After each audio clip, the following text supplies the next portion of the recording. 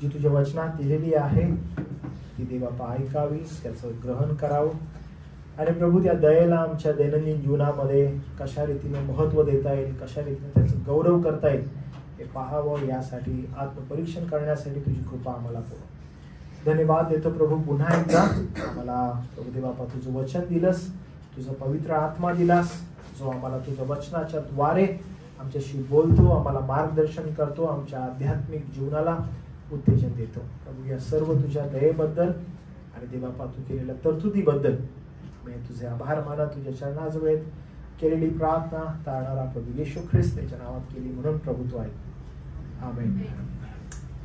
आपण फिलिप्पियरास पत्रामध्ये आहोत आणि मागचा जो आपला संदेश आहे तो संदेश नफा आणि तोटा याविषयी होता. आणि नफा काय असतो, तोटा काय असतो त्या संदर्भात आपण पाहिलं. आणि संत पॉल नफा आणि तोटा या संदर्भात जे शब्द वापरतो ते लिटरली आर्थिक रीतीनं जे नफा तोटा आहे या संदर्भात बोलतो. आणि ग्रीकमध्ये त्याच्या लिखाणामध्ये हे आपल्याला दिसतं की ज्या गोष्टींचा त्यानं वापर केलेला आहे की मला नफ्या असणाऱ्या गोष्टी जगाच्या दृष्टिकोनातून असं होतं की ह्यातून नफाच मिळेल, पण त्या कशा तोटा आहे आणि माझा खरा नफा कुठं आहे ज्यातून मला फायदा होणार आहे. आणि मग पुढे आपण पाहतो की तो म्हणतो की ख्रिस्तानं जे मला ज्ञान दिलेलं आहे आणि ज्ञानाची जी श्रेष्ठता आहे त्याच्यामध्ये नफा आहे आणि त्यामुळे बाकीच्या सर्व ज्या गोष्टी आहेत त्या मी केर कचरा समजतो. म्हणजे ज्या वेळेस एखाद्याला धन मिळतं बाकीच्या सर्व गोष्टी त्याला केर कचरा होतात. आणि मग आपण पवित्र शास्त्रातील उदाहरणं पाहिली की जेव्हा एकाला आपल्या शेतामध्ये धन मिळतं तो काय करतो, जातो आणि त्याचं हाय नाही ते सगळं विकतो.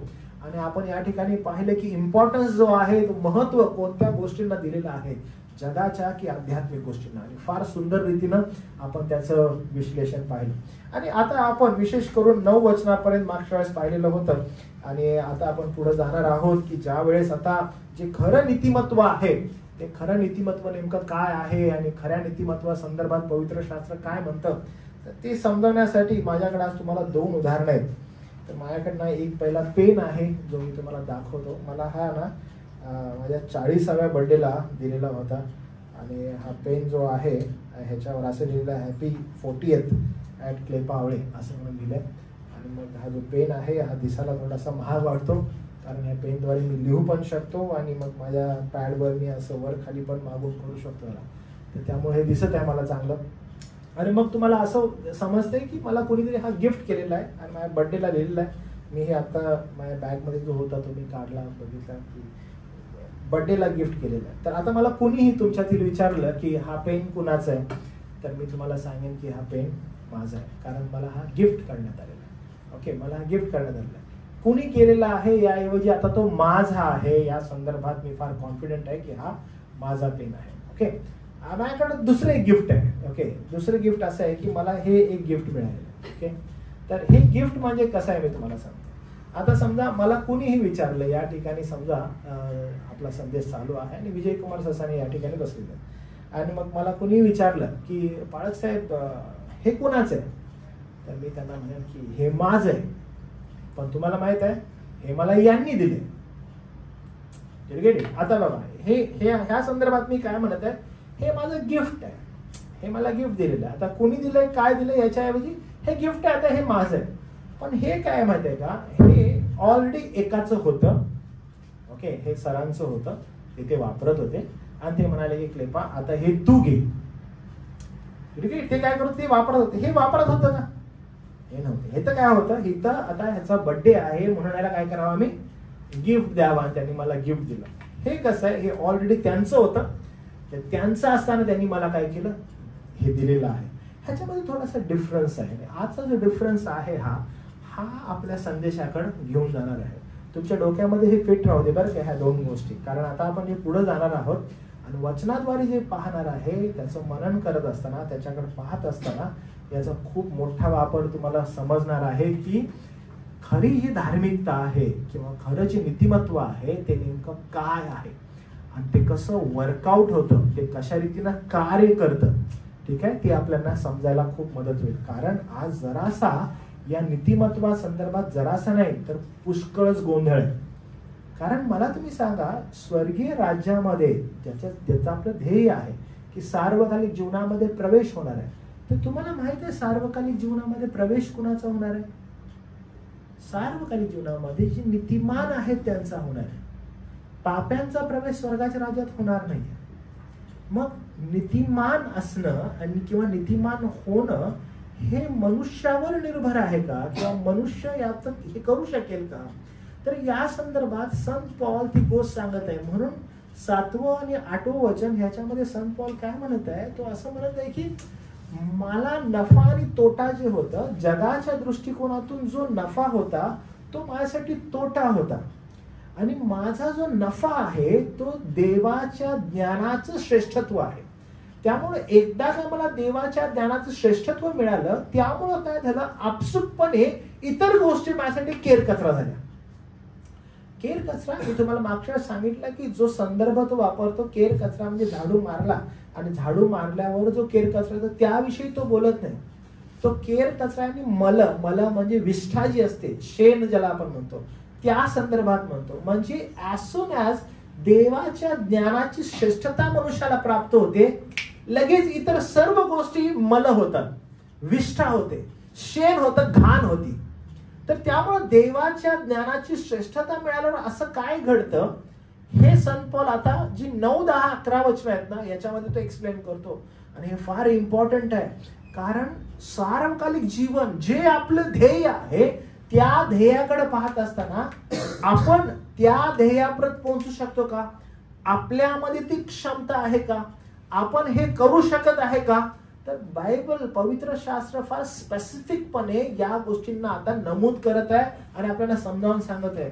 मी तुम्हाला सांगतो की हा खूप मोठा सध्या गोंधळ चालू आहे, खूप मोठा. आता सध्या मी ना एक खूप मोठा एक कोणतर हिंदी स्पीकर आहे, तो खूप प्रसिद्ध होत आहे, अंकित काहीतरी सेजवान का काहीतरी, ठीक आहे, असाच काय प्रसिद्ध व्हायला लागला.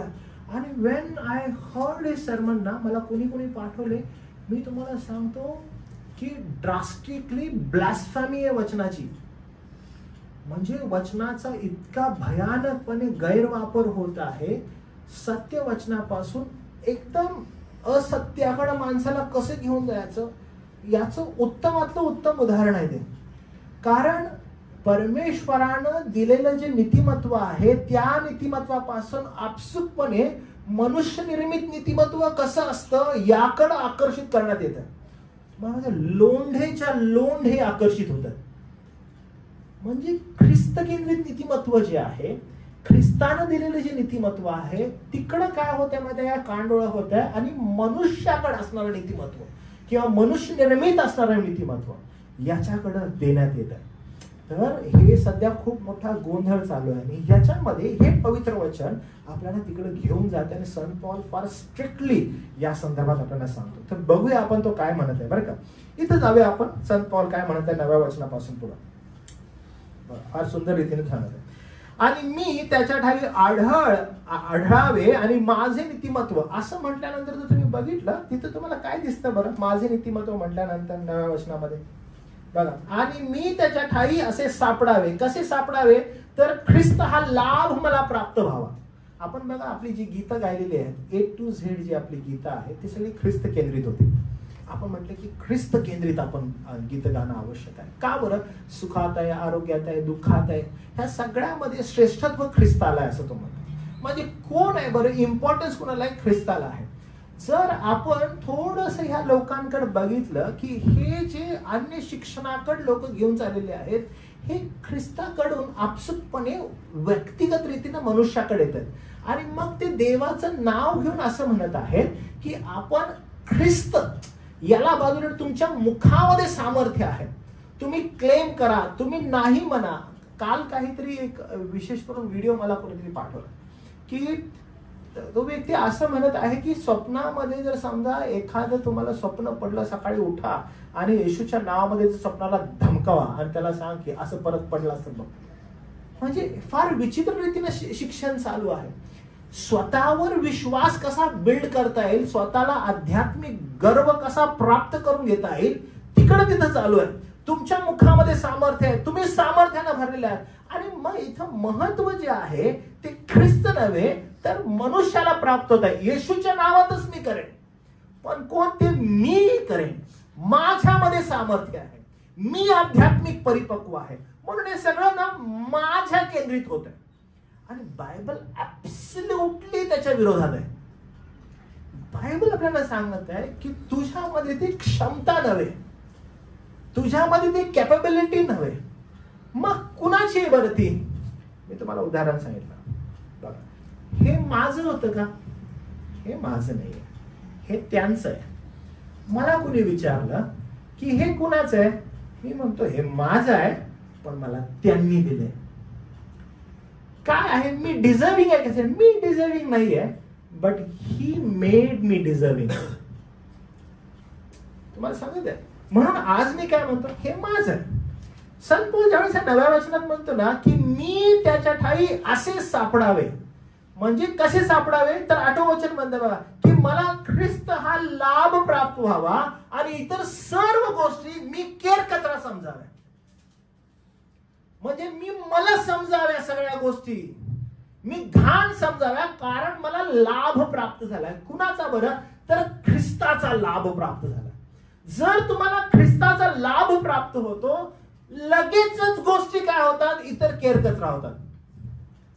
मग ह्याच्यामध्ये मी स्वतः पण माझं वैयक्तिक मत, माझं वैयक्तिक आध्यात्मिकता, माझी प्रार्थना, हे सगळं बाजूला जातं.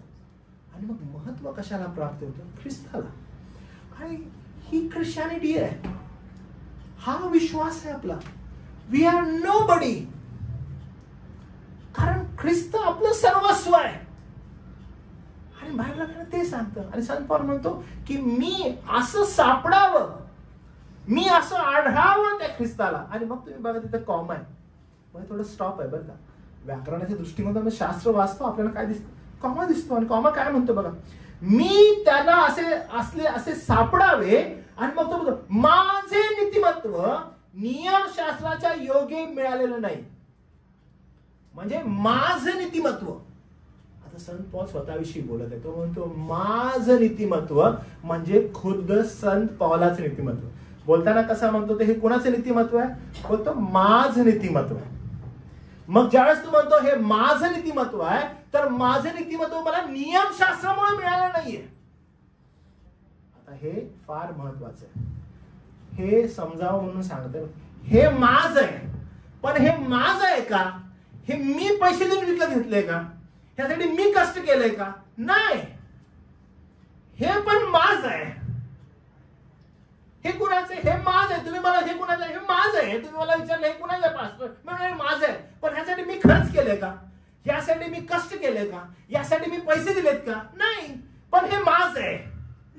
मग माझं नीतिमत्व मला कसं मिळालंय? तो म्हणतो माझं नीतिमत्व नियमांमुळे मिळालंय. अरे बोलतो नाही, माझं नीतिमत्व मला नियमांमुळे नाही मिळालं. पौल असं म्हणतो माझे नीतिमत्व नियमशास्त्राच्या योग्य मिळालेले नाही, तर ते ख्रिस्तावरील विश्वासानं मिळालंय. माझं नीतिमत्व मला कसं मिळालंय? ख्रिस्तावरील विश्वासानं मिळालंय, स्वतःच नाहीये. म्हणजे नियमशास्त्राचे योग्य प्राप्त होणारे नाहीये, तर ख्रिस्तावरील विश्वासानं प्राप्त होणारं नीतिमत्व मिळालंय. आपण ज्यावेळेस म्हणतो की माझं नीतिमत्व ख्रिस्तावरील विश्वासाने प्राप्त होणारं मिळालंय, याच्यामध्ये माझा काय सहभाग आहे का? तर माझा कोणत्याही प्रकारचा नाही. वधस्तंभावर खिळलेला जो प्रभू येशू ख्रिस्त आहे, ज्यानं माझ्यासाठी खंडणी भरली, त्या वधस्तंभावर खिळलेल्या प्रभू येशू ख्रिस्तावर माझा विश्वास आहे की त्यानं वधस्तंभावर एक फार मोठ्या प्रमाणात ग्रेट एक्सचेंज केलेला आहे. माझे सर्व क्रोध जो देवाचा आहे, माझी सर्व पातकदी आहे, ती सर्व त्यानं वधस्तंभावर घेतली. आणि त्याचं जे नीतिमत्व आहे, ते नीतिमत्व त्यानं मला दिलं. आणि तो माझा विश्वास आहे की माझं स्वतःच काही नसून ते त्याचं आहे. हे माझं नसून हे त्यांचं आहे. ह्याच्यासाठी मी काही नाही केलंय, पण मला ते प्रभूनं दिलेलं आहे. म्हणून माझा तो विश्वास आहे आणि त्या विश्वासाद्वारे मला नीतिमत्व प्राप्त झालेलं आहे. मी तुम्हाला सांगतो, स्वर्गामध्ये कोण जाईल? स्वर्गामध्ये कोणाचा प्रवेश होईल? जो नीतिमान आहे. कोण नीतिमान आहे? ज्याला प्रभू नीतिमान ठरवतो. Not everyone. स्वर्गामध्ये कोण जाणार आहे? जो नीतिमान आहे, तो कोण नीतिमान आहे? जो प्रभूच्या त्या वधस्तंभावरील मरणावर विश्वास ठेवतो. आणि मग ज्यावेळेस तो म्हणतो की ते नीतिमत्व मला प्राप्त झालंय, ऍज सून ऍज आपण म्हणतो ते इतर सर्व गोष्टी केरकचरा होतात. मग ह्याच्यामध्ये काय केरकचरा होतात माहिती आहे? तुमच्या स्वतःच जे काही आध्यात्मिक आत्मिक गर्व आहे तोही. म्हणजे काय? मैं कोई तो है. तुमच्या सामर्थ्य आहे. तुमच्या मुखामध्ये तुम्ही असं बोलू शकता, अरे name it and claim it. तुम्ही असं सगळं बोलू शकता. हे सगळं केरकचरा आहे. हे सगळं केरकचरा होतं कारण सामर्थ्य तिथं आहे. तुम्हाला आठवतं आपण बघितलं की सामर्थ्य कुठं आहे? देवाचं सामर्थ्य काय? आपण पाहिलं देवाचं सामर्थ्य काय? सांगा, देवाचं सामर्थ्य काय?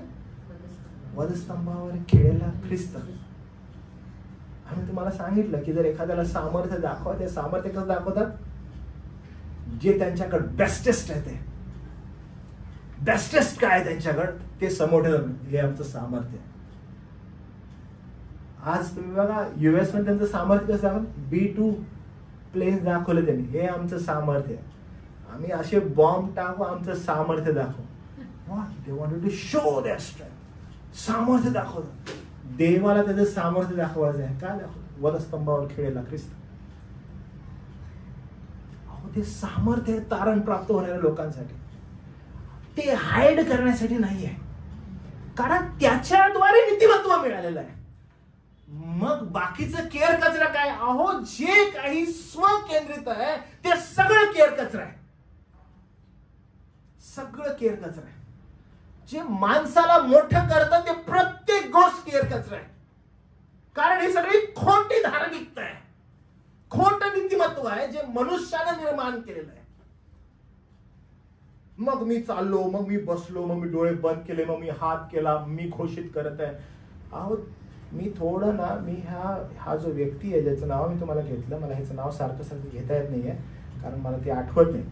तर हा व्यक्तीचे मी जर असं काय म्हणतात ते ऑपरेशन थिएटरमध्ये तुम्ही काय करता, ऑपरेशन करता ना, तर मी थोडंसं ना ऑपरेशन करत होतो त्याचं. आणि मेल्यावर माणूस काय करतात? मी त्याचं पोस्टमार्टम करतो. मी या व्यक्तीचं पोस्टमार्टम करतो. आणि मग मी पाहिलं की जून महिन्याच्या स्टार्टिंगला ह्यानं ना एक मोठा घोषित केली गोष्ट की येणारा जून महिना हा आशीर्वादित जून महिना असणार, सगळ्यांसाठी असणार वगैरे. आणि मी तुम्हाला सांगतो जून महिन्यामध्ये इतकी भयानक ट्रॅजेडी झाली आहे सगळ्या ठिकाणी. ते इराण आणि इराक ते होरपळून गेलं सगळं जगासाठी एकदम. आणि ते घोषित केलं. आणि मग त्याचा एक पार्टनर कोणीतरी आहे, तो 15 तारखेला येऊन काय म्हणतो माहिती का, आपण फार कठीण दिवसांमध्ये चाललेलो आहोत, हा जून महिना आपल्याला फार कठीण चालू आहे, देवाला जाऊन प्रार्थना करायला पाहिजे. कारण एवढं कठीण चाललंय. कारण काय? हे सगळं स्वकेंद्रित होत आहे. माणूस काय करत आहे? स्वकेंद्रित करत आहे लोकांना की हाव मी सामर्थ्याने भरलेलो आहे, मी किती सामर्थ्यवान आहे, माझ्या मुखामध्ये कशी क्षमता आहे, माझ्या बोलण्यात किती म्हणजे सामर्थ्य, वक्तृत्व माझं किती सुंदर आहे, माझं प्रेझेंटेशन किती छान आहे. लोक आकर्षित होत आहेत. संत पॉल म्हणतो सगळं केर कचरा आहे. जर काही धन आहे, जर काही नफा आहे, तर तो एकच आहे, तो म्हणजे प्रभू येशू ख्रिस्त. तो प्रभू येशू ख्रिस्त. आणि आपलं लक्ष केवळ त्याच्याकडे असलं पाहिजे, केवळ प्रभू येशू ख्रिस्त. कारण तो आपलं नीतिमत्व आहे. हे माझं नाहीये, हे त्याचं आहे. ज्यावेळेस आपण म्हणतो त्याचं आहे, बाकीला सगळं केअर कचरा आहे. आणि सगळ्यात महत्वाची गोष्ट स्वकेंद्रित नीतिमत्व आहे. सगळ्यात डेंजरस आहे. स्वधार्मिकता सगळ्यात डेंजरस आहे. ह्याच्यामध्ये काय येत आहे? ह्याच्यामध्ये गर्व येत आहे. तुम्ही किती जणांनी ना माझं 1 दिवसा 2 दिवसा अगोदर स्टेटस बघितलं बरं? तुम्ही बघितलं एक पाय चप्पल होतं, त्याच्यामध्ये ते पाय घातलेलं होतं. कोणाकोणाला समजलं? ते सगळ्यांना समजलं. काही लोकांनी माझं लगेच पास्टरचं लाईक केलं, लाईक असं केलं. तुम्हाला समजलं ते? मी तिथे खाली लिहिलेलं होतं. काय लिहिलं? कोण सांगेल मला? पण ते काय लिहिलेलं? त्याच्यानंतर काय लिहिलेलं? खाली लिहिलेलं होतं बघा, It's my depravity. What's my depravity? What's my depravity? It's not God, but it's my Christ is not there in the picture. And that's louds my depravity. आणि ते जोर जोर ओढून सांगायला की माझी डिप्रॅव्हिटी किती, मी किती भ्रष्ट आहे, माझी भ्रष्टता किती मोठी आहे की संत पॉलच्या चप्पलच्या हयात बसू शकत नाही. तुम्हाला माहिती आहे याचा अर्थ काय? याचा अर्थ आपण ज्या वेळेस त्या ख्रिस्ताच्या नीतिमत्वाकडे पाहतो, तुम्हाला ते नम्र बनवायचे राहतच नाही. स्वतःचा मीपणा, मोठेपणा, स्वतःच्या आध्यात्मिकतेचा गर्व सगळा नेस्तनाबूत होतो. सगळा नेस्तनाबूत होतो. का बरं? कारण पूर्णत्व ते ख्रिस्तामध्ये दिसायला लागतं. तुम्हाला समजू लागतं की अरे आपण काहीच करू नाही शकत आपल्या नीतिमत्वासाठी. That is only Christ. स्वर्गामध्ये घेऊन जाणारा, जागा तयार करणारा, तुम्हाला तिथपर्यंत चालवणारा, तुमचं जतन करणारा, शेवटपर्यंत घेऊन जाणारा अहो तो ख्रिस्त आहे. तुम्हाला दिसतं की अरे मी कोणच नाही. मग मी जे काही हातपाय मारतो, अरे किती कठीण आहे ते. आणि मग याविषयी संत पॉल काय म्हणतो बघा. रोमकरास पत्र 3 अध्याय आणि 19 आणि 20 वचन. रोम 3 अध्याय 19 आणि 20 वचन. ह्याच्यामध्ये तो एकदम स्पष्टपणे काही गोष्टी सांगत आहे बघा. तो असं म्हणतो, आपल्याला ठाऊक आहे की प्रत्येक तोंड बंद व्हावे व अवघे जग देवासमोर शिक्षेस पात्र ठरावे. तो काय म्हणत आहे बघा, हे फार इम्पॉर्टंट आहे. सिस्टमॅटिकली बघा तो असं म्हणत आहे, आपल्याला ठाऊक आहे की प्रत्येक तोंड बंद व्हावे व अवघे जग देवासमोर शिक्षेस पात्र व्हावे. प्रत्येक जण, ईच अँड एव्हरीवन, प्रत्येक जण काय व्हावं? देवासमोर शिक्षेस पात्र ठरावं. म्हणून नियमशास्त्र जे काही सांगते ते शास्त्राधीन असलेल्या लोकांना सांगते. जे कोणी शास्त्राधीन आहेत, जे नीतिमत्व शास्त्रांनी मिळवण्याचा प्रयत्न करतात, त्यांच्यासाठी नियमशास्त्र आहे. पुढे काय म्हणतो बघा, म्हणून नियमशास्त्रातील कर्मांनी कोणीही मनुष्य देवासमोर नीतिमान ठरणार नाही. एकही मनुष्य ठरणार नाही. देवासमोर एकही मनुष्य नीतिमान ठरू शकत नाही नियमशास्त्रातील कर्मांनी. तर काय होतं बरं? कारण नियमशास्त्राच्या द्वारे पापाची जाणीव होते. आणि मी कितीदा मंडळी तुम्हाला हे सांगितलं आठवतं की पापाला नियमशास्त्र काय करतं? अधिक गडद पाप करतं. अधिक गडद पाप करतं. म्हणजे समजा हा काळा कलर आहे, नियमशास्त्र काय करतं? ह्या काळा कलरला हे अधिक काळ कसं आहे याचं विश्लेषण करतं. म्हणजे समजा चोरी आहे तर ते नियमशास्त्र काय करतं? चोरी पाप कसं आहे याला ते अधिक जास्त गडद करतं, अधिक जास्त डार्कन करतं, ओळख करतं त्या पापाची. काय कोण करतं? नियमशास्त्र. आणि म्हणून नियमशास्त्र देण्यात आलं. नियमशास्त्र त्या पापापासून तुम्हाला दूर करू शकतं का? नाही. नियमशास्त्र तुम्हाला पापाची अजून चांगली ओळख करून देतं. अरे हे पाप आहे, तू हे पाप करू नको.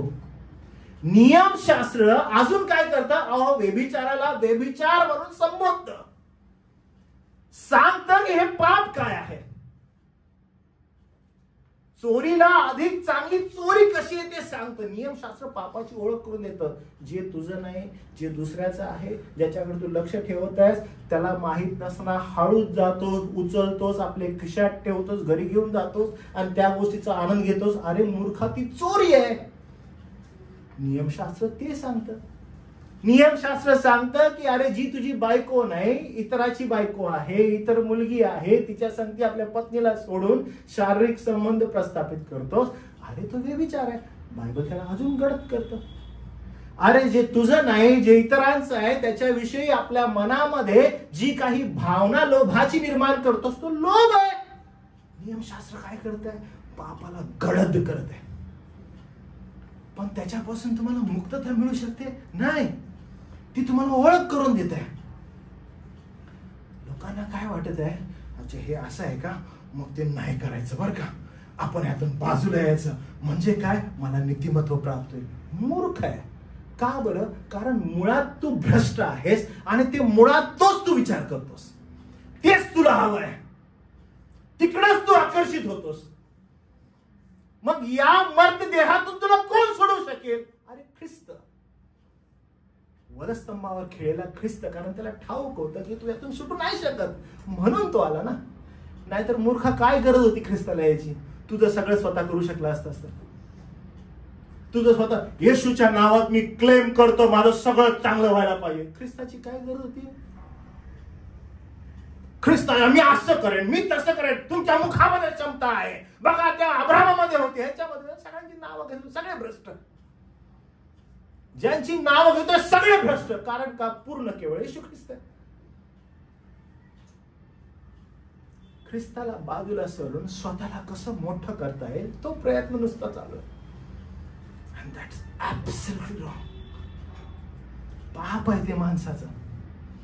आणि संत पॉल क्लिअर सांगत आहे, कारण नियमशास्त्राच्या द्वारे पापाची जाणीव होते, ख्रिस्तावरील विश्वासाच्या द्वारे नीतिमत्वाची प्राप्ती होते. ते पण स्पेसिफिकली बरं का, कोणत्या ख्रिस्तावर विश्वास ठेवणं. कारण आज पण लोक आहेत, येशूच्या नावात होतं येशूवर विश्वास ठेवा, येशूवर विश्वास ठेवा, आणि मग तुम्हाला भेट. काय होतं यानं लोकांना आकर्षित करण्यात येतं. ख्रिस्ताचे जे मानव केंद्रित असणाऱ्या गोष्टी आहेत त्या कशा प्राप्त करून घेता येतील तिकडं लोकांना घेऊन जाता येतं. पण प्रभू येशू ख्रिस्त फार सुंदर क्लिअर म्हणतो योहान 3:15 आणि 16 मध्ये. तर म्हणतो जसा मोशेने अरण्यात सर्प उंच केला तसं मनुष्याच्या पुत्राला उंच केलं पाहिजे, यासाठी की जो कोणी त्याच्यावर विश्वास ठेवतो त्याला सार्वकालिक जीवन प्राप्त होईल. आणि मग लिहिलेलं आहे, देवाने जगावर एवढी प्रीती केली त्यानं आपल्या एकुलता एक पुत्र दिला, यासाठी की जो कोणी त्याच्यावर विश्वास ठेवतो त्याचा नाश होऊ नये, त्याला सार्वकालिक जीवन प्राप्त व्हावं. पण त्याचं विश्लेषण 15वं वचन आहे, जे तुम्हाला सांगतं जसं मनुष्याच्या पुत्राला उंच केलेलं आहे त्याच्यावर विश्वास ठेवायचा. जसं मोशेनं त्या पितळीवर सर्प उंच केलेला होता, कुठे झालेला उंच? अहो वधस्तंभावर. जो कोणी त्या ख्रिस्तावर विश्वास ठेवतो, वधस्तंभावर खेळलेल्या येशूवर विश्वास, त्याला नीतिमत्व आहे. आज कोणत्या ख्रिस्ताकडे लोक आकर्षित होत आहेत? काय प्रीच करण्यात येत आहे, काय सांगण्यात येत आहे, कुठल्या ख्रिस्ताकडे लोकांना आकर्षित करण्यात येत आहे? येशूकडे बघा, येशूकडे बघा, कुठल्या येशूकडे बघा? देहाच्या गोष्टींकडे आकर्षित करून लोकांना भुलवण्याचा प्रयत्न होत आहे, आणि लोक भुलले जातात. संत पॉल क्लिअरली सांगत आहे, नाही, अहो नीतिमत्व त्या ख्रिस्तावरील विश्वासानं प्राप्त होतं. कुठला ख्रिस्त आहे तो? अहो वधस्तंभावर खेळला येशू, तो तुमचं नीतिमत्व आहे, कारण त्या ठिकाणी रदबदली झालेली आहे. स्वर्गामध्ये प्रवेश पाहिजे. सगळ्यांना विचारलं काय कुणाकुणाला जायचं आहे? प्रत्येकाला जायचं आहे. आणि संत पॉल मुळाकडे घेऊन जातो, अहो त्या वधस्तंभावर खेळलेल्या येशूवर विश्वास ठेवल्यानं प्राप्त होतो. आणि जेव्हा त्या ख्रिस्तावर तुम्ही विश्वास ठेवता, बाकीच्या सर्व गोष्टी केरकचरा वाटतात. स्वतःचा गर्व, आत्मिक गर्व, मोठेपण सगळं बाजूला राहतं. कोण उंचावला जातो? ख्रिस्त. वधस्तंभावर खेळलेला ख्रिस्त. परिणाम काय होतो? गलती करासपत्र 3 अध्याय 11 वचन, नियमशास्त्राच्या योगे देवापुढे कोणी नीतिमान ठरवण्यात येत नाही, हे उघड आहे. कोणच नीतिमान ठरवण्यात येत नाही. गलती 3:11 मध्ये पॉल एकदम क्लिअर करतो.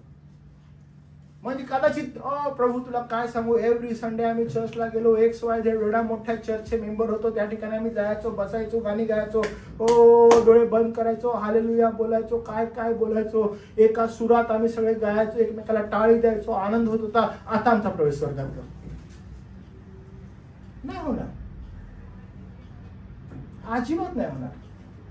येशू येशू तर बोललो, प्रार्थना तर केल्या, सगळं तर करत होतो, का नाही बाबा आमचा प्रवेश स्वर्गात? कारण अल्टिमेटली तुमचं आणि माझं ध्येय काय? सार्वकालिक जीवनामध्ये प्रभू संगती असणं. आणि तो म्हणतो कसं सार्वकालिक जीवनात तुम्ही मज बरोबर असाल? कारण तुमचा विश्वास तुमच्या कृतींवर, तुम्ही स्वकेंद्रित असणाऱ्या धार्मिकतेवर होता. तुम्हाला असं वाटत होतं की तुम्ही हे करत आहात आणि हे धार्मिक आहे. बिलकुल नाही. कारण धार्मिक कसा वाचेल? विश्वासानं. विश्वास कुठला? प्रभू येशू ख्रिस्तावर, जो वधस्तंभावर खेळलेला आहे त्याच्यावर. आणि मग तुम्हाला काय गणण्यात येत? मग तुम्हाला नीतिमान गणण्यात येतं. तेच बाजूला सारलेलं आहे. मग सगळं काय झालंय? सगळं मनुष्य केंद्रित झालेलं आहे. मग आमच्या वॉकमध्ये, आमच्या टॉकमध्ये, आमचं जे काही आहे त्याच्यामधून आम्हाला आमची धार्मिकता प्रदर्शित करायची, आम्हाला आमची धार्मिकता दाखवायची, आम्हाला आमचं वक्तृत्व दाखवायचंय. आम्हाला आमची प्रार्थना दाखवायची आहे. अहो मी तुम्हाला सांगतो, तुम्ही पारख करणारे व्हाल. माहिती आहे की तुम्हाला, फॉर ईच अँड एव्हरीथिंग तुम्ही फार योग्य रीतीनं वाखाणाल, सिस्टमॅटिकली पाहाल. आंधळ्या लोकांचे वाटाडी होऊन आंधळे नाही बनणार. कारण पॉल असं म्हणतो 3:11 मध्ये, गलती करास नियमशास्त्राच्या योगी देवापुढे कोणी नीतिमान ठरवण्यात येत नाही, हे उघड आहे. कारण नियमशास्त्राच्या योगी पापाची जाणीव होते. पापाला अधिक चांगलं पाप म्हणतात. सॉरी टू से, मी तुम्हाला अजून ते उदाहरण देतो की कुत्रं ज्यावेळेस उलटी करतं तर आपण म्हणतो की ती घाणेरड आहे. कारण का ती काय होते? उलटी होते. नियमशास्त्र पापाला ज्यावेळेस बघतं ना, त्या पापाचं पूर्ण विश्लेषण करायला चालू केलं. कोणी असं आहे का उलटी आहे, आपण उलटी म्हणून बाजूला होतो. नियमशास्त्र ती उलटी काय आहे ना याचं विश्लेषण करतं. पापाला अधिक गडद पाप करतं. ओ उलटीमध्ये कांदा आहे, उलटीमध्ये बटाटा आहे, उलटीमध्ये अजून काय? का बरं? कारण ते एवढं घाण आहे, ते वॉमिटिंग एवढं घाण आहे. नियमशास्त्र काय करतं? पापाला अधिक गडद करतं. पण त्यापासून तुम्हाला सुटकारा मिळत नाही. प्रभू येशू ख्रिस्त त्यापासून तुम्हाला सुटकारा देईल. वधस्तंभावर खेळलेला ख्रिस्त तुम्हाला नीतिमत्व देतो. म्हणून ते नीतिमत्व तुमचं आहे का? नाही. मग कुणाचं आहे? ख्रिस्ताचं आहे. मग ज्यावेळेस ख्रिस्ताचं नीतिमत्व येतं, बाकीच्या गोष्टी काय होतात? केर कचरा होतात. मग तुम्ही उंच कुणाला करता? ख्रिस्ताला. प्रत्येक वेळेस ज्यावेळेस येतात त्यावेळेस काय कबुली देतात? प्रभू काही असो, तू श्रेष्ठ आहेस. बघा, आपण गीत गायलं, ख्रिस्त आजारात, ख्रिस्त आरोग्यात, सदा माझं चित्त स्थिर ठेवी. नारायण वामन टिळक किंवा त्या आढावांचं गीत आहे. आपण ज्यावेळेस या गीतांकडे बघतो, ही ज्यावेळेस गीतं लिहिली गेली, यांचं काय असायचं म्हणजे की हे ठरवून गीतं नाही लिहायचे, आज मला हे गीत लिहायचं.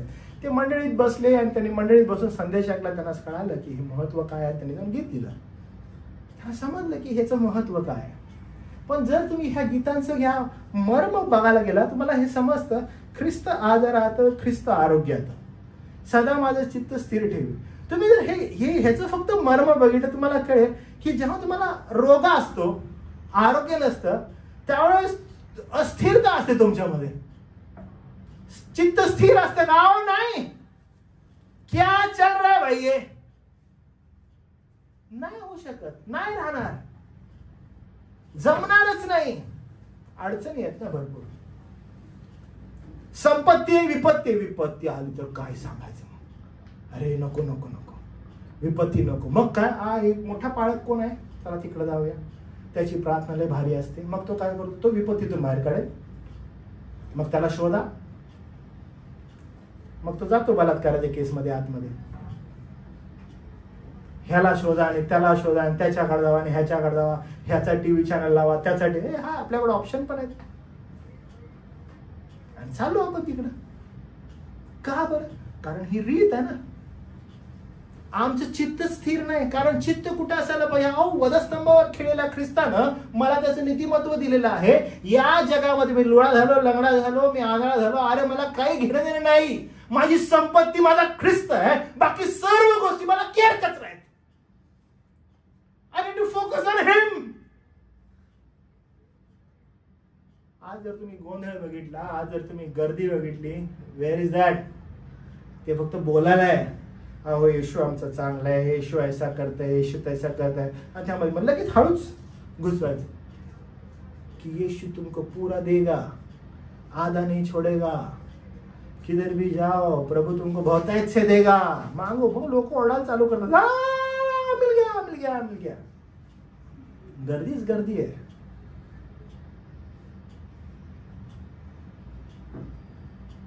आपण शास्त्रात बघतो सैतानाला काहीच प्रॉब्लेम नाही बरं त्या गोष्टींचा. समजलं का? म्हणजे तुम्ही चर्चला जाताय, बसताय, त्याला काही इश्यू नाही आहे. आज तुम्ही ऐकताय, त्याला इश्यू फक्त हा आहे की ultimately at the end they should not enter into everlasting life.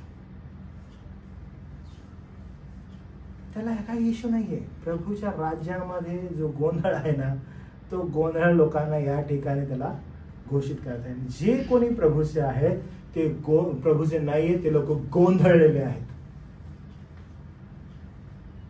आणि हे सर्रास चालू आहे. आणि म्हणून संत पॉल प्रभू येशू ख्रिस्तामध्ये मंडळीला जे वचन देत आहे त्याच्यामध्ये सांगत आहे की नियमशास्त्राच्या योगे देवापुढे कोणी नीतिमान ठरवण्यात येत नाही, हे उघड आहे. मग खरी धार्मिकता नेमकी काय आहे बरं? विश्वासाने प्राप्त होणारी आहे. 2 कोरिंथ 5 अध्याय आणि 21 वचन. ते कशी मिळालेली आहे? तर ही खरी धार्मिकता देवाकडून आपल्याला मिळालेली आहे. ती ख्रिस्ताची धार्मिकता आहे जी आपल्यावर लागू करण्यात आलेली आहे. ती आपली नाही, ती त्याची आहे जी त्यांना आपल्याला दिलेली आहे. ती आपल्यावर लागू आहे. ह्याच्यामध्ये माझा काही सहभाग होता का? माझा काही सहभाग नाहीये. त्यांना मला दिलेली आहे ती. आता ती माझी आहे. आणि म्हणून असं म्हटलेलं आहे, कोण होता तो? अहो, ज्याला पाप ठाऊक नव्हते त्याला त्याने तुमच्या आमच्याकरिता पाप असे केले, यासाठी की आपण त्याच्या ठाई देवाचे नीतिमत्व असे व्हावे. संत पॉल एकदम क्लिअर करतो की आपण त्याच्या ठाई देवाचं नीतिमत्व व्हावं. म्हणजे तारण प्राप्त होणाऱ्या लोकांसाठी वधस्तंभावर खेळलेला ख्रिस्त देवाचं सामर्थ्य आहे. तारण प्राप्त झालेल्या लोकांसाठी आपण देवाचं नीतिमत्व व्हावं म्हणून असं झालं. साधं सुद्धा नाहीये. Christ is our righteousness, not deeds. Okay, कोणतीही कृती आणि कार्य नाहीये.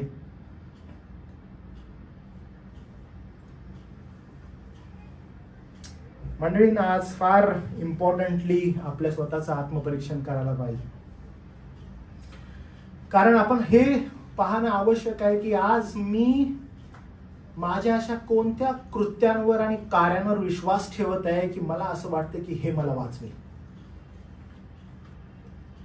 ते कोणतंही कार्य असू शकतं बरं का. तुम्हाला असं वाटू शकतं की आध्यात्मिक कदाचित गर्व असेल, आत्मिक गर्व ज्याला म्हणतात. Oh, I read so much of Bible. मग मी ह्याला पण पाहतो, हे काय वाचतो, त्याला पाहतो, तो काय वाचतो, मी किती बायबल वाचतो, मी किती प्रार्थना करतो, आणि मी असा असल्यामुळे माझा प्रवेश स्वर्गामध्ये होईल. बिलकुल नाही.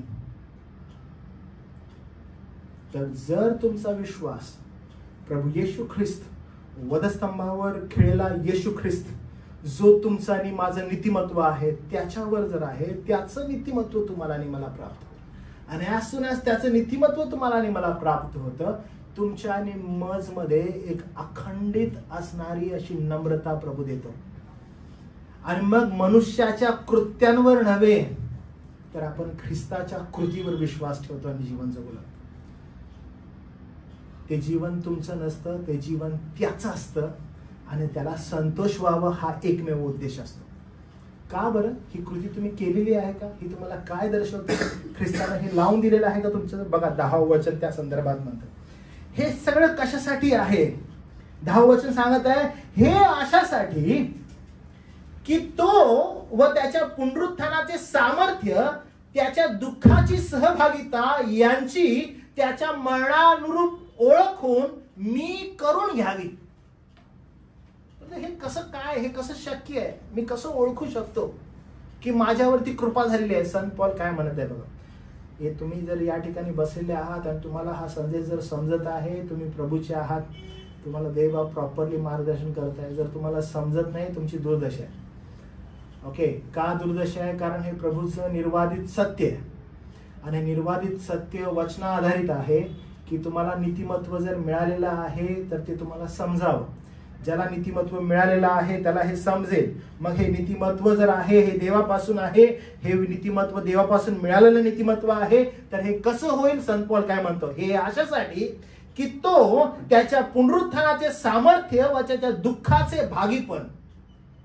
म्हणजे ज्याला नीतिमत्व प्राप्त होतं त्याला ख्रिस्ताच्या दुःखाचं भागीपण जे आहे ते कळतं. त्या दुःखामध्ये तो पेनफुल राहत नाही, त्या भागीपणामध्ये तो आनंदी असतो. आज problem so called modern Christian life जीवनामध्ये असा होत चाललेला आहे की थोड्याही प्रकारचं दुःख आलं तर फार त्रास होतो आणि ख्रिस्ती म्हणवणाऱ्या लोकांकडे आपण जाऊन त्या दुःखातून बाहेर येण्यासाठी अनेक मार्ग अवलंबायला लागतो. आणि पवित्र शास्त्र म्हणतं की ज्याला नीतिमत्व ख्रिस्ताकडून प्राप्त होतं तो त्या ख्रिस्ताच्या दुःखाच्या भागीपणामध्ये सहभागी होतो. काही वर्षांअगोदर ना एक हेडिंगचा संदेश तयार केलेला होता की सफरिंग इज अ ब्लेसिंग म्हणून. आणि हे समजणं आवश्यक आहे. एक सेमिनार घेतलेलं होतं की सफरिंग इज अ ब्लेसिंग म्हणजे त्रास दुःख हा एक आशीर्वाद आहे हे समजू लागतं, हे कळू लागतं.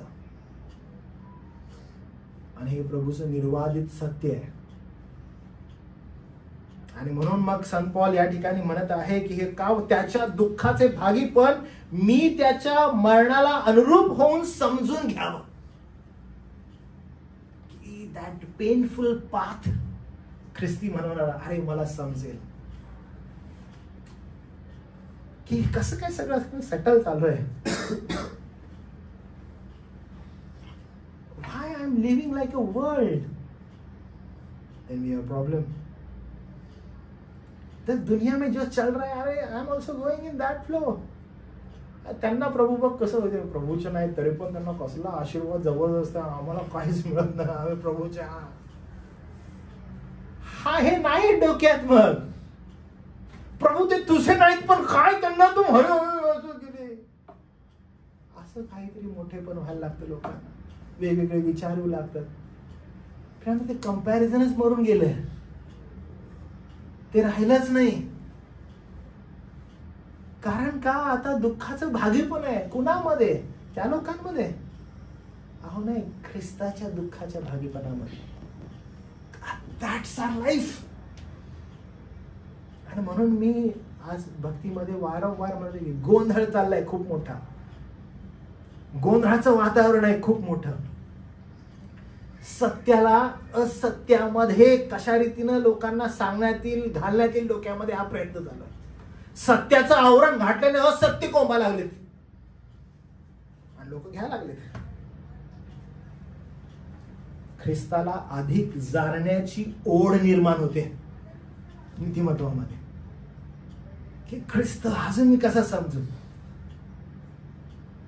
ख्रिस्ताची एकदम घनिष्ठ संगत जी आहे ना ती तुमची आणि त्याची होते. दुसरं काही जमेस नाही राहतो, काहीच जमेस नाही राहत, काउंटिंगच नाही राहत. देह आणि देहाच्या अभिलाषा तर दूर दूरपर्यंत गेलेले आहेत.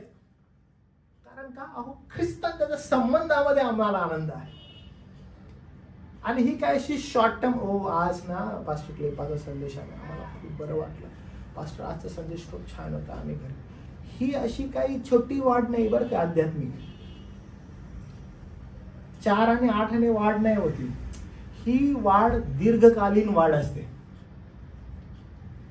जेव्हा तुम्ही त्या नीतिमत्वाला जाणता तुम्ही स्टॉप नाही होत, यू स्टार्ट ग्रोईंग. दीर्घकाल आहे त्याच्या येणं होऊस तोपर्यंत ती वाढ कंटिन्यू आहे. तुम्ही वाढतच आहात, अनस्टॉपेबल आहात तुम्ही. जेव्हा ख्रिस्ती जीवनामध्ये तुम्ही वाढता, त्याची अनुभूती, ख्रिस्ताचं ज्ञान, तुमच्या जीवनाचा उद्देश हा पूर्णपणे बदलून जातो. म्हणजे जीवनाचा उद्देश एकच होतो की ख्रिस्ताला मी अधिक कसं जाणून घ्यावं. अहो मी बायबल खोलावं आणि त्याच्यामध्ये मी ख्रिस्ताला अजून कसं जाणून घ्यावं. अहो मी उत्पत्तीचा ग्रंथ खोलला आणि मी अब्राहम वाचायला लागलोय आणि त्याच्यामध्ये मला त्याचे आशीर्वाद दिसत नाहीत. मला अब्राहमाची मूर्खता दिसायला लागली आणि मी अब्राहमाची ज्यावेळेस मूर्खता बघत आहे मला ख्रिस्ताची परिपूर्णता दिसायला लागली. अहो मी एस्तेर राणीकडे बघतो, मला तिचं सौंदर्य आढळत नाही, मला तिची विद्रूपता आढळते. मला ख्रिस्ताची सुंदरता दिसायला लागली. अहो काही विचित्रच वेगळंच व्हायला लागलंय. अहो मी शल्मोनाचं ज्ञान बघावलंय, मला असं दिसत की मूर्ख पापी दिसत आहे. मला ख्रिस्त परिपूर्ण दिसायला लागलाय. अरे कसलं जबरदस्त आहे शास्त्र, मला ख्रिस्त कळायला लागलाय. पण तुम्हाला माहित आहे गोंधळ काय चालू आहे? ख्रिस्ताला बाजूला सरून तुम्हाला माहित आहे अब्राहम काय होता, अब्राहमाचा आशीर्वाद काय होता, त्यानं देवावर कसा विश्वास ठेवला आणि त्याला कसा आशीर्वाद, प्रभु वो आशीर्वाद, वो ब्लेसिंग तुमको देना चाहता है. हा हा हा हा हा आने दो, गाढव येऊ दे, बैल येऊ दे, बायका येऊ देत, येऊ दे प्रभू, आशीर्वाद येऊ दे अब्रामाचा, अरे शलमोनाचा पण येऊ दे, आणि ह्याचा पण येऊ दे, आणि त्याचा पण येऊ दे, आणि ख्रिस्त नको, आम्हाला ख्रिस्त नको. डिप्रॅव्हिटी आहे, भ्रष्टता पीकला झाली आहे. सगळं कुणाच्या नावामध्ये होते? येशूच्या नावामध्ये. आम्हाला दुःख सहन नकोच आहे, आम्हाला त्रास नकोच आहे. आमच्या प्रार्थनाच वाढतात, मग आमचे उपवास चालू होतात 40 दिवस, 50 दिवस, 60 दिवस बिना पाण्याचे. का? अरे संकट सहन नाही होत आहे प्रभू, दुःख नाही बाबा, परिपूर्णता नको, अर्धवट ठीक आहे आम्ही.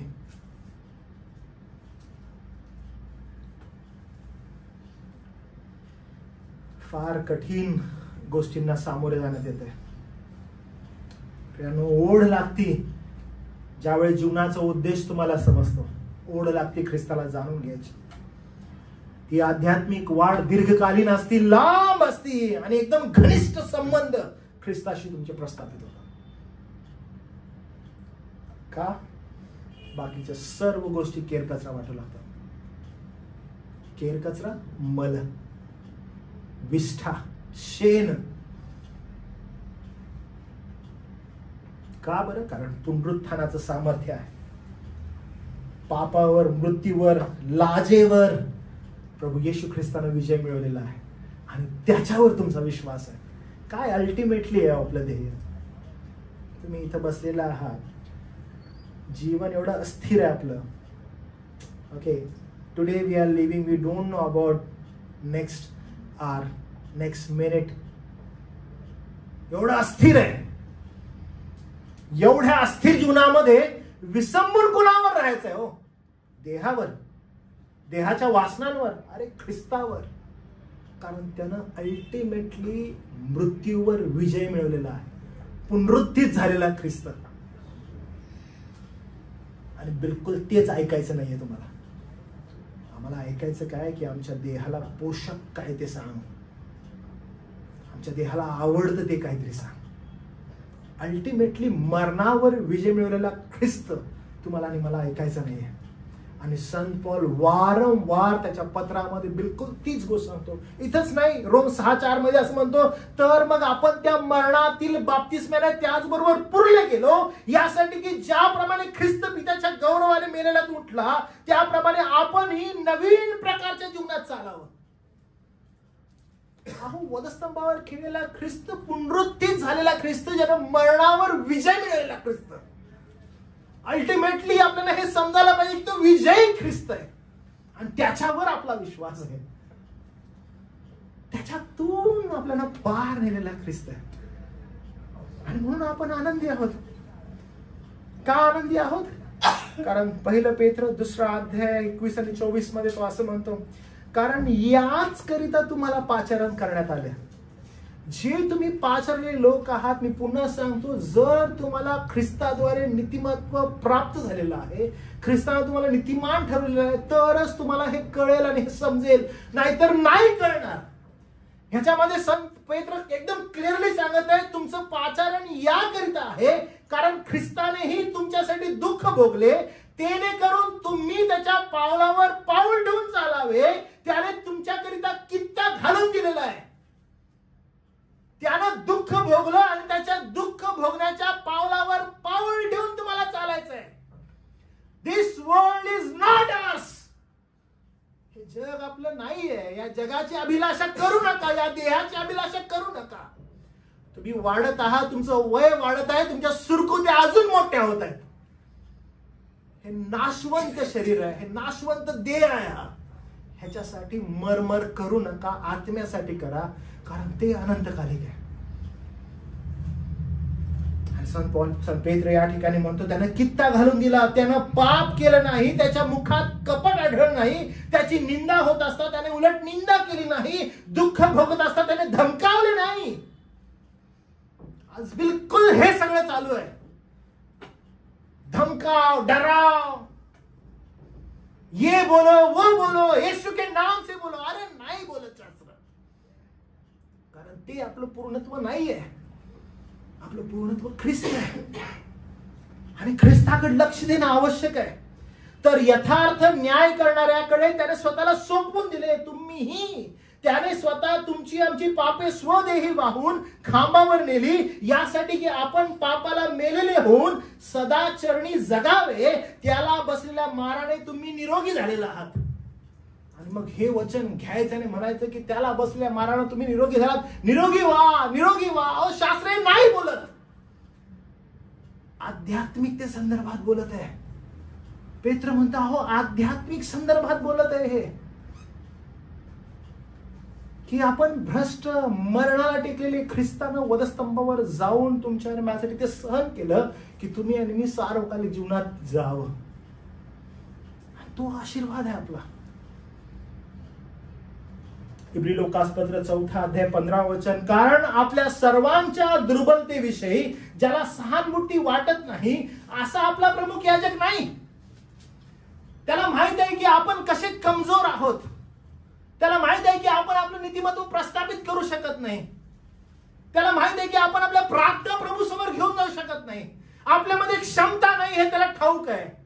आणि म्हणून इब्री लोकासपत्राचा लेखक असं म्हणतो की आपण दुर्बल आहोत हे त्याला ठाऊक आहे. त्याला आपल्याविषयी सहानुभूती आहे, कारण तो मानव देह धारण करून याच्या पृथ्वीवर आला आणि त्याला हे ठाऊक आहे. म्हणून शास्त्र असं म्हणतं की असा आपला प्रमुख याजक नाही, तर तो सर्व प्रकारे आपल्याप्रमाणे पारखलेला होता तरी निष्पाप राहिला. मानव देह धारण करण्याचं हे अद्भुत असं कारण आहे की तो पारखला गेला, निष्पाप राहिला. त्याला तुमची आणि माझी जी कमजोरी आहे ती त्याला ठाऊक आहे. त्याला ठाऊक आहे आपण कसे दुर्बल आहोत. त्याला ठाऊक आहे आपण हे करू नाही शकत. फ्रेंडो, ज्यावेळेस तुम्ही विचित्र अशा गोष्टींमध्ये जाता, तुमचं तारण झालेलं आहे आणि तुम्हाला कळत नाही की प्रभू मी असं का वागत आहे, मी असं का करत आहे, प्रभू मला तुझ्याकडे प्रार्थना. प्रभूला हे ठाऊक आहे तुमची अवस्था. प्रभूला हे ज्ञात आहे तुम्ही कोणत्या परिस्थितीतून जात आहात, कारण त्यांना मानव देह धारण करून त्यांना समजलंय तुम्हाला आणि मला.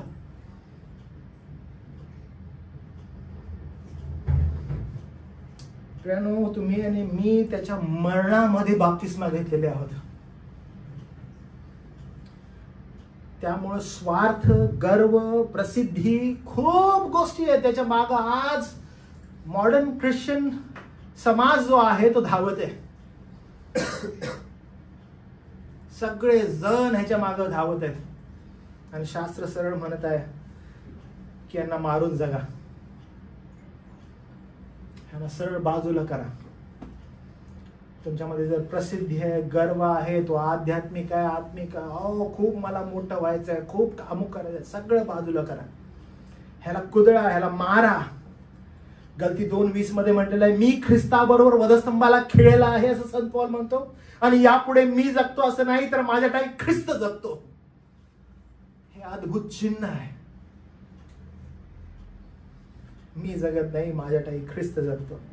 आणि ह्या देहामध्ये जे माझे जीवन आहे ते देवाच्या पुत्रावरील विश्वासाच्या योग्य आहे. त्याने माझ्यावर प्रीती केली व स्वतःला माझ्याकरिता दिलं. दिस लाईफ इज नॉट माइन. हे त्याचं आहे,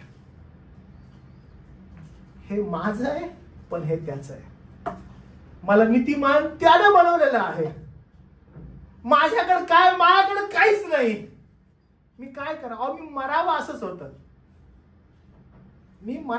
होतं. पण त्यानं मला जिवंत केलं. त्यानं मला सार्वकालिक जीवन दिलं. अरे मी काय करू? मी कसं करू? संत पौल 11 वचन फार क्लिअरली म्हणतो. म्हणजे काय? का बरं असं झालेलं आहे? म्हणजे मी कसे तरी करून मृतांचे पुनरुत्थान मिळवावे. आणि कसं तरी करून मला ते पुनरुत्थान मिळावं. तुम्हाला माहिती आहे प्रभू येशू ख्रिस्तानं 2 दरवाजे सांगितले. एक होता रुंद, एक होता अरुंद.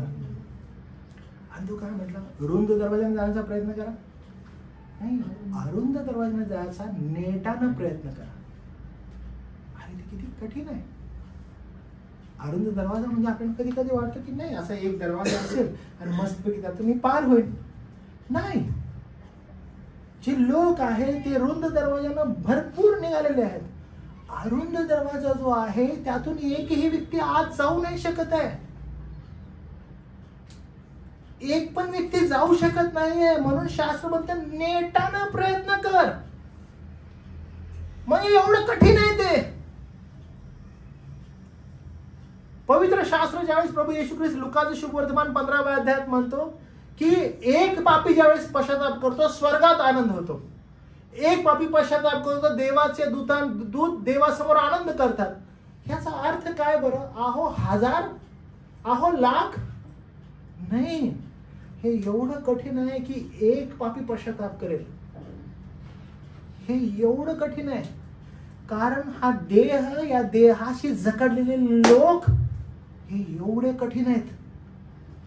त्यामुळे ज्यावेळेस एक पापी पश्चाताप करतो स्वर्ग आनंद करतो.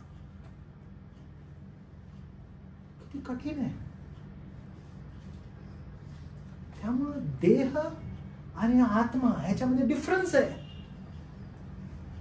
देहाच्या अभिलाषेला जखडलेले लोक भरपूर आहेत येशूच्या नावामध्ये. पण आत्मिकतेसाठी अरे नाही भेटत, नाही भेटत. आम्ही चर्चमध्ये का आलो? माझं काहीतरी चांगलं व्हावं, माझं काहीतरी बरं व्हावं. आध्यात्मिक दृष्टिकोनातून ज्यावेळेस मी पाहतो मला कळते की नाही, शास्त्र म्हणतं कसे तरी करून मला ते पुनरुत्थान मिळावं, कसं तरी करून. तुमचं लक्ष फार क्लिअरली प्रभूच्या वचनांकडे ठेवा. आपलं लाईफ फार अस्थिर आहे आणि पवित्र शास्त्र आपल्याला फार जबरदस्त रीतीनं आशा, होप देत आहे. आपण फार फोकस्ड राहूया. अंतिम ध्येय जे आहे ते फार इम्पॉर्टंट आहे. पहिले थेसलोनिकरास पत्र 4 अध्याय 13 पासून 17 पर्यंत तुम्हाला त्या ठिकाणी क्लिअरली दिसतं की झोपी गेलेल्या लोकांविषयी तुम्ही अजाण असावे अशी इच्छा नाही म्हणतो. कारण का? आपला विश्वास आहे, आपली आशा आहे की मरणानंतर आपलं सार्वकालिक जीवन आहे, आपला होप आहे तो. म्हणून ह्या जीवनामध्ये जगत असताना तुम्हाला कुणाकडे लक्ष ठेवायचं आहे? तुमचं ध्येय काय आहे? तुम्हाला कुणाच्या पावलावर पाऊल टाकायचंय? अहो तो ख्रिस्त. कुणाकडे लक्ष देणं गरजेचं? अहो ते ख्रिस्ताकडे. आपलं लक्षच ख्रिस्त असावं. आणि ज्यावेळेस आपलं लक्ष ख्रिस्त असतं, जे ज्ञान तुम्हाला प्राप्त होतं, बाकीच्या सर्व गोष्टी केअर कचरा होतात. तो इम्पॉर्टन्सच नाही उडत त्या गोष्टींना. तुम्हाला एकच होतं की मी माझ्या आध्यात्मिक जीवनामध्ये कसं पुढे जाऊ, माझ्या आणि ख्रिस्ताचे संबंध कसे घडत करू, दृढ करू, मी काय करू शकतो,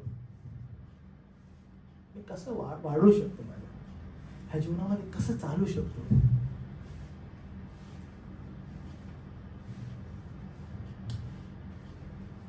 दोन वचनं वाचतो, फार इम्पॉर्टंट आहे ती. थेसलोनिकरास पहिलं पत्र 4 अध्याय 13 आणि 17 पर्यंत. दुसरे करीन, पहिले करीन 15 अध्याय 42 ते 44 पर्यंत.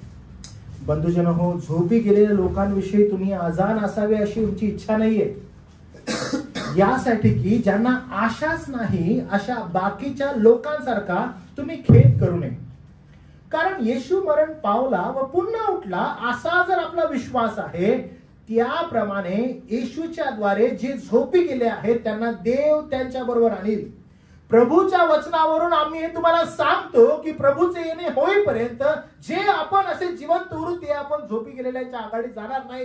कारण आद्य ध्वनी, आद्य दूतांची वाणी, देवाच्या तुतारींचा नाद होत असता प्रभू स्वतः स्वर्गातून उतरेल आणि ख्रिस्तामध्ये जे मेलेले आहेत ते पहिल्याने उठवले जातील. नंतर जिवंत उरलेले आपण त्याचबरोबर प्रभूला सामोरे होण्यासाठी मेघारूढ असे अंतराळात घेतले जाऊ आणि तसे सदा सर्वदा प्रभू जवळ राहू. सगळेजण का? नाही. जे वधस्तंभावर खेळलेल्या प्रभू येशू ख्रिस्तावर ज्यांनी विश्वास ठेवला, ज्यांना त्यांना नीतिमान असं गणलं, त्यांच्या संदर्भात लिहिलेलं आहे. जे म्हणत आहेत की आमचं नीतिमत्व आमचं नसून ख्रिस्ताचं आहे, ज्यावेळेस ते म्हणतात की ते ख्रिस्ताचं आहे, ख्रिस्ताशी त्यांचे नाते संबंध ते गडद करत आहेत, दृढ करत आहेत, ते एव्हरीडे त्यांच्या वॉक मध्ये प्रभू समवेत ते वाढत आहेत. त्यांचे नातेसंबंध अधिक घट्ट होत आहेत. आणि मग करीत करास 15वा अध्याय आणि 42 आणि 44 वचनामध्ये असलेलं आहे, तसे मेलेल्यांचे पुनरुत्थान आहे, जे विनाशीपणात पेरले जातात. हे इम्पॉर्टंट आहे बरं का. जे विनाशीपणात पेरले जातात ते अविनाशीपणात उठवले जातात. त्याच्यामध्ये अविनाश आहे, त्यांचा विनाश नाही होणार. जे विनाशीपणात, जे त्या ख्रिस्ताच्या पावलावर पाऊल टाकून आपलं जीवन जगत आहे, दुःख असो, कष्ट असो, सुख असो, दुःख असो, संपत्ती असो, विपत्ती असो, अरे काही असो, त्याच्यामध्ये ते ख्रिस्त हे ध्येय ठेवलंय आणि ते जीवन जगत आहे. ते आर फायटिंग रोज आणि रोज ते युद्ध करायला लागलेत. त्यांच्याविषयी असले जे अपमानात पेरले जाते ते गौरवात उठवले जाते. अहो, देहाला केर कचराच ठेवलेला आहे, कारण त्यांना ठाऊक आहे हा देह वारंवार त्यांना पापाकडे आकर्षित करतो. जे अशक्तपणात पेरले जातात ते सामर्थ्यात उठवले जाते. प्राणमय शरीर असे जे पेरले जाते, आत्मिक शरीर असे उठवले जाते. जर प्राणमय शरीर असेल तर आत्मिक शरीर ही आहे आणि तो आपला विश्वास आहे. मंडळी, किती क्लिअरली प्रभूचं वचन आहे, किती क्लिअरली प्रभूचा संदेश आहे. कारण आज मंडळीला आत्मपरीक्षण करणं आवश्यक आहे. कारण आज आपण त्या पुनरुत्थानाच्या आशेवर जगतोय का, हा प्रश्न आपण प्रत्येकानं समजणं गरजेचं आहे. काय पुनरुत्थानाची आशा तुम्हाला आहे का? काय प्रभू आपल्याला उठवणार हा विश्वास तुमचा आहे का? आणि ती पुनरुत्थानाची आशा तुमची असणं फार आवश्यक आहे. फॉर इच डे आपले लक्ष सार्वकालिक जीवनाकडे द्या. कारण लक्षात घ्या, स्वतःची धार्मिकता स्वतःवर विश्वास ठेवायला सांगते. चाचपणी करा, कारण ख्रिस्ताची धार्मिकता केवळ ख्रिस्तावर विश्वास ठेवायला सांगते. स्वतःची धार्मिकता स्वतःच्या कर्मांवर आधारित असते, स्वतःच्या कृत्यांवर आधारित असते. स्वतःची धार्मिकता तुम्हाला सांगते की नाही, प्रार्थना कर, बायबल वाच, अमुक कर, तमुक कर, पण ख्रिस्ताची धार्मिकता तुम्हाला त्याच्या कृपेवर, विश्वासावर आधारित असते, जी आपसुकपणे या गोष्टी करू लागते. तुम्हाला स्वतःहून करायची गरज नाही पडत, कारण ती कर्मांकडे घेऊन जाते. स्वतःची धार्मिकता अभिमान निर्माण करते, गर्व निर्माण करते. पण ख्रिस्ताची धार्मिकता तुमच्यामध्ये नम्रता निर्माण करते. तुम्ही स्वतःला कमी लेखता. जसं योहान म्हणतो, माझा ह्रास व्हावा, मी संपून जावं, बाप्तिस्मा करणारा योहान म्हणतो, आणि तो उंचावला जावा. स्वतःची धार्मिकता तुम्हाला तारण देऊ शकत नाही, पण ख्रिस्ताची धार्मिकता तुम्हाला सांगते की एकमेव तारणाचा मार्ग तो आहे. स्वतःची धार्मिकता याविषयी नियमशास्त्र किंवा पवित्र शास्त्र याला दोष देतं, त्याचा निषेध करतं. आणि ख्रिस्ताच्या धार्मिकतेला नियमशास्त्र, पवित्र शास्त्र मान्यता देतं. आज चाचपणी करणं गरजेचं आहे. काय तुम्ही तुमच्या जीवनामध्ये स्वतःला सर्वोच्च स्थान देताय की ख्रिस्ताला सर्वोच्च स्थान देताय? You need to analyse yourself, check yourself. तुम्ही कुणासाठी कॉम्पिटिशन मध्ये आहात? ह्या जगाबरोबर कॉम्पिटिशन मध्ये? चेक करा. दिस वर्ल्ड इज नॉट अस. ख्रिस्तानं ह्या जगाला जिंकलेलं आहे. मरणातून पार गेलेला ख्रिस्त आहे. आणि म्हणून तुमचा आणि माझा विश्वास त्या ख्रिस्तावर असायला पाहिजे. जर तुम्ही आणि मी त्याच्या पावलावर पाऊल टाकून चालतो, त्याच्या दुःखाचे सहभागी पण करणारे आपण असलं पाहिजे. प्रियांनो, मी तुम्हाला एकदम संपत असताना एनकरेज करेन, स्वधार्मिकतेपासून दूर राहा. जे लोक तुम्हाला स्वधार्मिकतेकडे घेऊन जात आहेत त्यांच्यापासून दूर राहा. हिंदीमध्ये एक शब्द आहे, तौबा करा. तौबा करा म्हणजे माहिती आहे काय? ऍक्ट कशी असते? तौबा करायची ऍक्ट कशी असते? कृती कशी असते? तौबा, तौबा करा. तौबा तौबा, नाही बाबा रे, नको नको. समजलं की जा, नको बाबा मला हे. जो कोणी तुम्हाला स्वधार्मिकतेकडे घेऊन जाईल, जो कोणी स्वधार्मिक, just Go away from him. He is taking you to the flesh. तुमच्या स्वतःच्या प्रार्थना बघा, स्वार्थी झालाय का तुम्ही? चेक करा. कारण आपण या ठिकाणी क्लिअर कट बघत आहे. ख्रिस्तामध्ये नीतिमान झालेले लोक काय करतात? ख्रिस्ताच्या दुःख सहनामध्ये सहभागी पण करतात. How beautiful it is.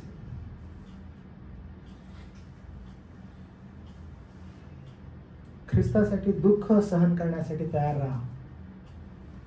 Suffering is always been blessing. It will encourage you to grow in Him. तुम्हाला उत्साहित आणि प्रोत्साहित करेल ख्रिस्तामध्ये अधिक दृढ होण्यासाठी. आणि एकदम शेवटी पुनरुत्थानाच्या आशेवर जगा. आपलं जीवन हे अस्थिर आहे, अस्थायी आहे. देहावर निर्भर राहू नका. ख्रिस्त पुनरुत्थित झालेला ख्रिस्त, मरणावर विजय मिळवलेला ख्रिस्त, जो म्हणाला की मी जागा तयार करायला जातो, त्या ख्रिस्तावर विश्वास ठेवा, त्याच्यावर निर्भर राहा. जगाबरोबरच्या कॉम्पिटिशन मध्ये जाऊ नका. जग तुमचं नाही आहे. वधस्तंभावर खेळलेल्या ख्रिस्तानं तुमच्या आणि माझ्यासाठी जे नामुमकिन होतं ते ख्रिस्तानं मुमकिन केलं. प्रभूला धन्यवाद देऊ. प्रार्थना करूया आपण. प्रभुदेव बापा, आम्ही पुन्हा एकदा तुझे आभार मानतो. तुला धन्यवाद देतो की प्रभू आम्हाला केवळ आणि केवळ प्रभू येशू ख्रिस्तावर विश्वास ठेवण्यासाठी दे बापा सहायता कर, मदत कर. आमचं तारण हे केवळ प्रभू येशू ख्रिस्ताद्वारे आहे. यावर विश्वास ठेवण्यास आम्हाला दे बापा तुझी कृपा. आमच्यामध्ये दे बापा नम्रता निर्माण कर. आत्मिक गर्व नको. आम्हाला केवळ नम्रता हवी. या नम्रतेच्या आधारे तारणाचा एकमेव मार्ग हा येशू ख्रिस्त आहे हे इतरांना सांगण्यासाठी आणि ते जगण्यासाठी प्रभू तो आम्हाला सहायता कर. आम्ही विशेष करून प्रभू यावेळेला स्वतःला समर्पित कर. आमच्या जीवनामध्ये आमचं सर्वोच्च स्थान येशू ख्रिस्त असावा अशी कृपा कर. जे त्याचं होतं ते त्यानं आम्हाला दिलं. हो प्रभू, आम्ही किती कृतज्ञ असावं. आम्हावर देवा दया कर. आमचा विश्वास वाढव. आज प्रभू बापा मंडळीला तुझी कृपा करू की वचन प्रभू त्यांनी शिकावं, समजावं आणि तुझं गौरव करावं. तारणारा प्रभू येशू ख्रिस्त त्याच्या नावात प्रार्थना केली म्हणून आमेन.